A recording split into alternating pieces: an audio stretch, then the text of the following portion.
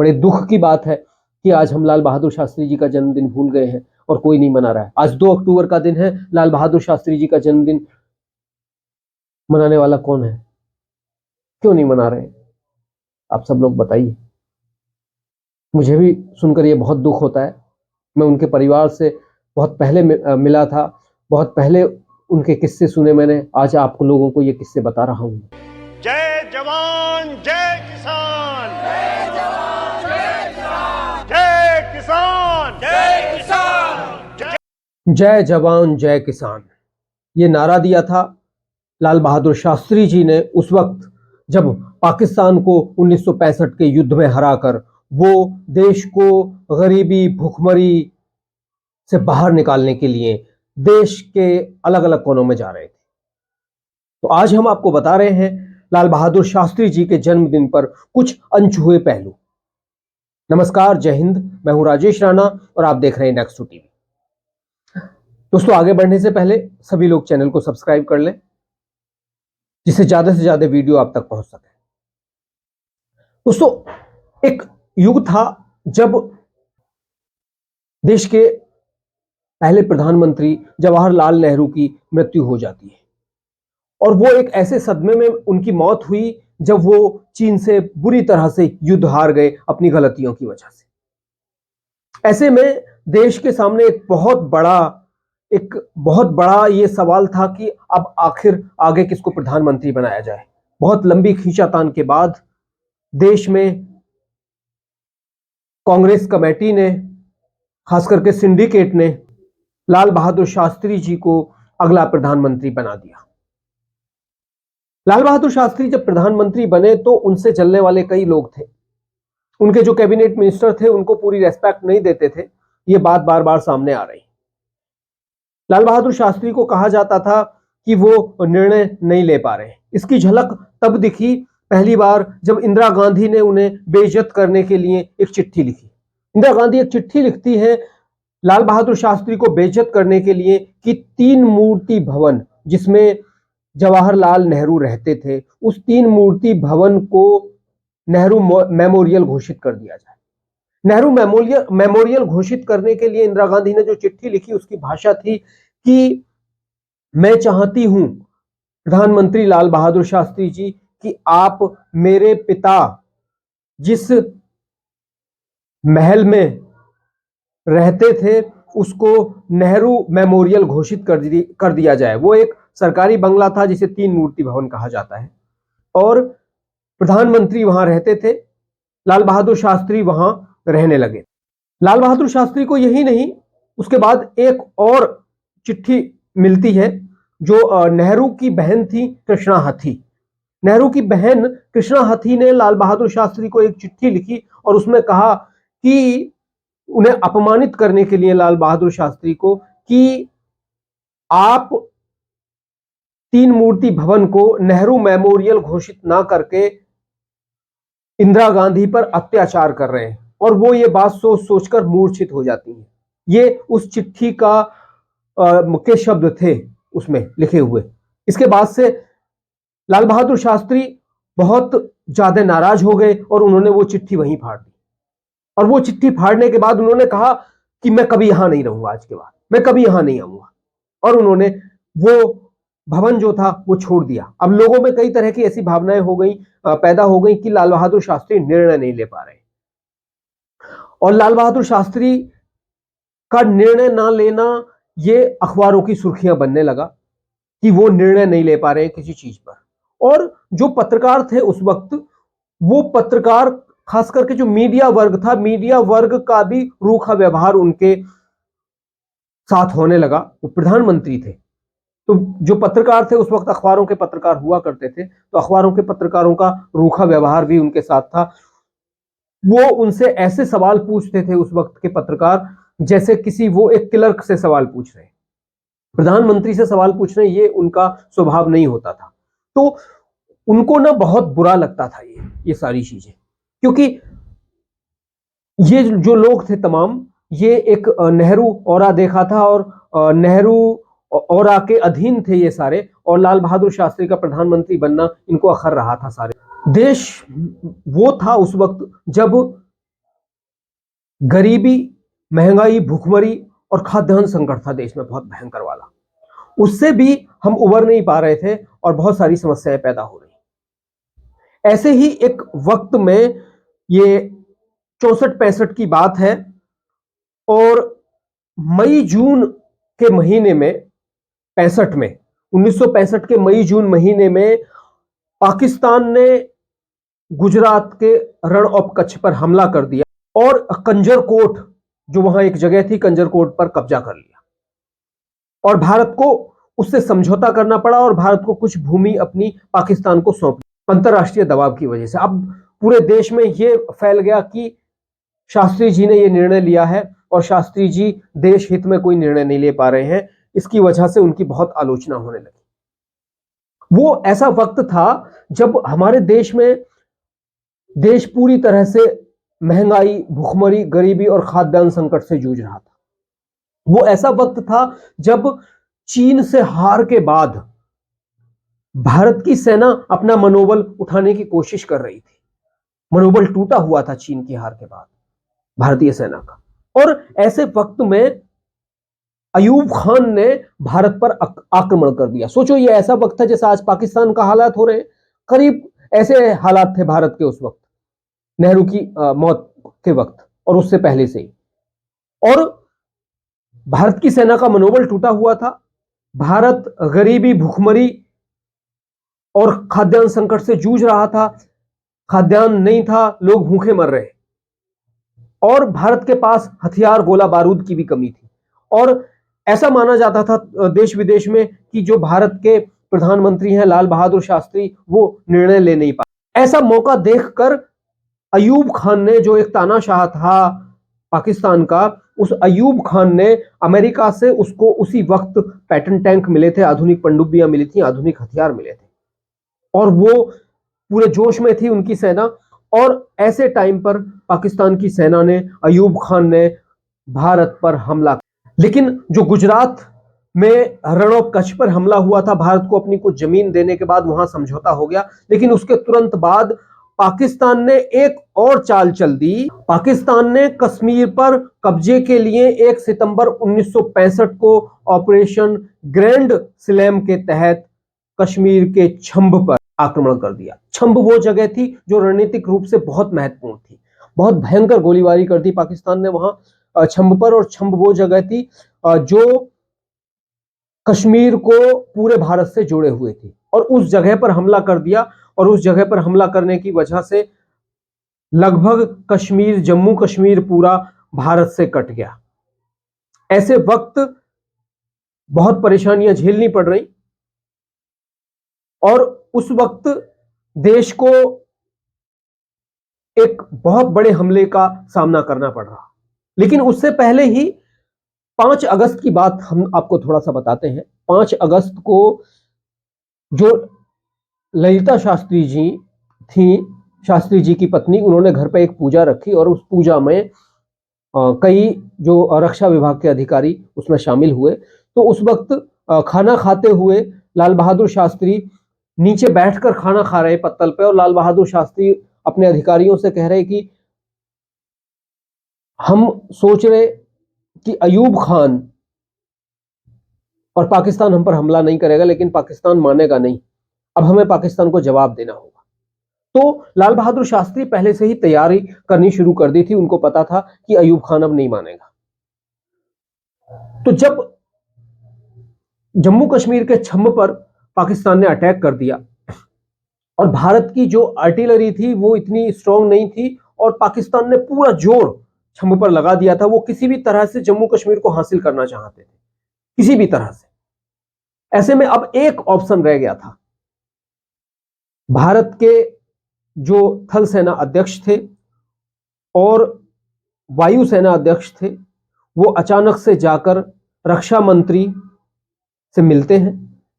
उस वक्त के जो रक्षा मंत्री थे वो वाई चौहान थे। वाई चौहान से अचानक से वो मुलाकात होती है उनके कार्यालय में, और वो एक बोलते हैं कि सर, छंब पर पाकिस्तान ने भयंकर आक्रमण कर दिया और हम उनका जवाब नहीं दे पा रहे, हमें कुछ करना होगा। तो रक्षा मंत्री कहते हैं कि करिए ना, फिर क्या करना होगा। तो थल सेना अध्यक्ष ने कहा कि हमें हमारी वायु सेना को आक्रमण करने के लिए परमिशन देनी होगी। तो रक्षा मंत्री वाई चौहान ने कहा कि फिर करिए ना आप, मेरी परमिशन है आपको। तो हमारे जो थल सेना अध्यक्ष हैं वो कहते हैं कि सर इसका मतलब ये होगा कि हम युद्ध को बड़ा कर रहे हैं। तो बोले युद्ध है बड़ा तो फिर बड़ा करिए। उन्होंने वो परमिशन दे दी और हमने उस वक्त हमारे पास ना सोवियत जमाने के बहुत पुराने जहाज हुआ करते थे, वेम्पायर जेट से हमने हमला किया, वेम्पायर जेट की से, और उस वक्त पाकिस्तान के हमले को नाकाम कर दिया। कश्मीर को पाकिस्तान में मिलने से रोक लिया गया। यह बहुत बड़ी बात थी। अगर हम उस वक्त वायुसेना से हमला नहीं करते ना तो कश्मीर पाकिस्तान में चला गया होता। उसके बाद फिर अर्जन सिंह जो हमारे थल सेना अध्यक्ष थे, एक दो दिन में लाल बहादुर शास्त्री से मिलते हैं और लाल बहादुर शास्त्री से कहते हैं कि सर पाकिस्तान ने हमारे ऊपर जो हमला किया है हमें इसका जवाब देना होगा। तो लाल बहादुर शास्त्री कहते हैं कि जवाब दीजिए ना, आपको किसने रोका है। ये वो व्यक्ति था जिसको पूरा देश और दुनिया में यह कहा जाने लगा था कि वो निर्णय नहीं ले पा रहे थे। उस आदमी ने कहा कि नहीं, जवाब दीजिए आप। तो थल सेना प्रमुख ने कहा कि सर जवाब होगा कि हमें दूसरा फ्रंट खोलना होगा। तो लाल बहादुर शास्त्री जी ने कहा तो खोलिए ना, किसने रोका है आपको, जाइए। भारत ने पंजाब में पाकिस्तान से दूसरा फ्रंट खोल दिया और दूसरा फ्रंट खोल के पाकिस्तान के लाहौर पे कब्जे की तैयारी कर ली और हमारी सेना लाहौर तक पहुंच गई, क्योंकि पाकिस्तान की जो पूरी आर्टिलरी थी वो कश्मीर में पहुंची हुई थी और पाकिस्तान वहां बहुत ज्यादा कोई लड़ाई नहीं कर पाया। हालांकि लड़ाई हुई वहां, लगभग 400 टैंक वहां लगातार कई दिन तक लड़ाई लड़ी गई। द्वितीय विश्व युद्ध के बाद वो सबसे बड़ी टैंकों की लड़ाई थी और कहा जाता है कि सियालकोट में और कई किलोमीटर दूर से धुआं और आंधी दिख रही थी और धूल दिख रही थी। हमने उनके 98 पैटर्न टैंक जो अमेरिका के बड़े आधुनिक टैंक थे, उन पैटर्न टैंक को ध्वस्त कर दिया और 28 से ज्यादा पैटर्न टैंकों पर कब्जा कर लिया हमारी सेना ने, और उसमें हमारे भी 29 टैंक बर्बाद हुए थे। तो हमारी सेना ने वो जाबाजी दिखाई और उस जाबाजी का फल ये मिला कि हम लाहौर तक पहुंच गए और लाहौर पर कब्जा होने की तैयारी कर ली। लेकिन अचानक से 20 सितंबर को यूएन में एक रिजोल्यूशन पास हुआ युद्ध विराम का, और युद्ध विराम के उस रिजोल्यूशन में कहा गया कि भाई दोनों देश जहां हैं वहीं रुक जाएंगे। लेकिन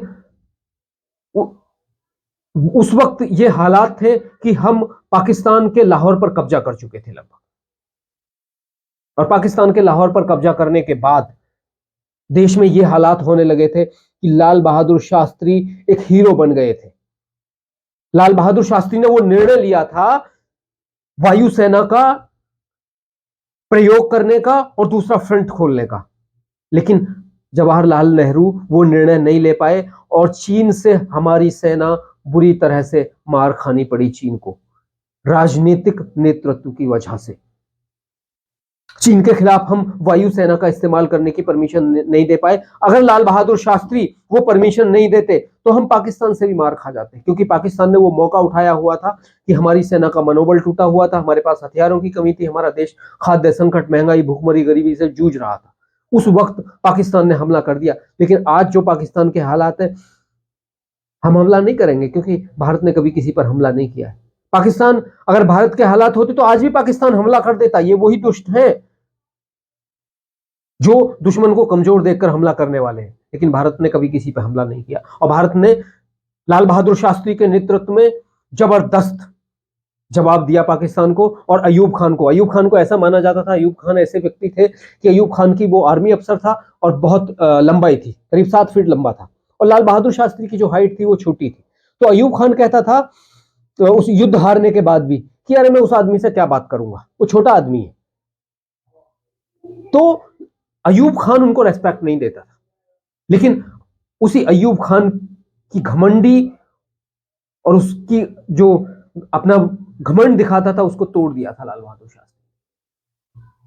ये बहुत बड़ी बात थी और लाल बहादुर शास्त्री उसके बाद देश में एक हीरो बन गए थे। अब वो समय था कि लाल बहादुर शास्त्री को हटाने के लिए षड्यंत्र शुरू होने लगे थे, लेकिन लाल बहादुर शास्त्री ने उसी वक्त बहुत सारे निर्णय लिए देश के लिए। देश में भुखमरी थी। लाल बहादुर शास्त्री के बेटा बताते हैं, मैं बड़ा सौभाग्यशाली हूं कि उनके दोनों बेटों से मेरी मुलाकात हुई है। उनके दोनों बेटों के इंटरव्यू मैंने कराए हैं और मैं उनसे मिला हूं। ये बड़े सौभाग्य की बात है। ये करीब 2015 की बात है जब मैंने उनके इंटरव्यू कराए थे। यही आज ही का दिन था। आज ही के दिन उनसे मेरी मुलाकात हुई थी। दोनों भाइयों को मैं इंटरव्यू में ले आया था। मैं वो पहला व्यक्ति था एक चैनल में कि मैं दोनों भाइयों को एक इंटरव्यू में ले आया था, आज के दिन ही 2015 में। तो वो एक समय था। तो लाल बहादुर शास्त्री के जो बेटा हैं वो मुझे बताते हैं कि हमारे देश में जब गरीबी भुखमरी अपने चरम पर थी, तो लाल बहादुर शास्त्री जी ने एक दिन देखा कि भाई कुछ तो करेंगे, किसी तरह से खाद्यान्न बचाएं और खाद्यान्न पैदा करने के लिए कुछ करें। तो लाल बहादुर शास्त्री ने एक दिन अपनी पत्नी से कहा कि आप खाना मत बनाइए आज। और हमने खाना, वो कहते हैं कि हमारी माँ ने खाना नहीं बनाया और हम भूखे ही सो गए, हम जो बच्चे थे। तो लाल बहादुर शास्त्री ने एक दिन देखा कि मेरे बच्चे एक दिन भूखा सो सकते हैं, तो मैं क्यों ना देश के लिए ये कहूं कि एक दिन आप अन्न मत खाइए। तो लाल बहादुर शास्त्री ने हफ्ते में एक दिन उपवास रखने की घोषणा कर दी। और उपवास रखना बहुत फायदेमंद होता है, साइंटिफिकली भी, शरीर के लिए भी। तो यह बड़ा जरूरी था। एक तो अन्न बचाना और दूसरा शरीर को मजबूत करना, दो दो फायदे हो रहे थे। तो लाल बहादुर शास्त्री ने सबसे पहले वो अपने घर पर लागू किया। अपने घर अपनी पत्नी से कहा कि आप खाना मत बनाइए आज, और हमारे फिर देखते हैं क्या होता है। तो उनके बच्चे भूखे सो गए थे। लाल बहादुर शास्त्री ने बहुत मुफलिसी में, बहुत गरीबी में अपना जीवन व्यतीत किया। वो नेता रहे, बहुत बड़े नेता थे। जब लाल नेहरू प्रधानमंत्री थे तब भी वो बहुत बड़े नेता थे, लेकिन उनके पास ये हालात थे कि दवा ना लेने की वजह से, दवा के लिए पैसे नहीं होने की वजह से उनकी बेटी का देहांत हो गया था, क्योंकि उनके पास दवा के पैसे नहीं थे, इतना बड़ा नेता होने के बावजूद। और जब वो प्रधानमंत्री बन गए तो उन्होंने बैंक से कर्ज लेकर एक एम्बेसडर कार खरीदी। उनके बेटा बताते हैं कि उस कार की जो किस्त थी, लाल बहादुर शास्त्री की डेथ के बाद उन्होंने भी चुकाई। वो सोचिए कैसे लोग रहे होंगे वो।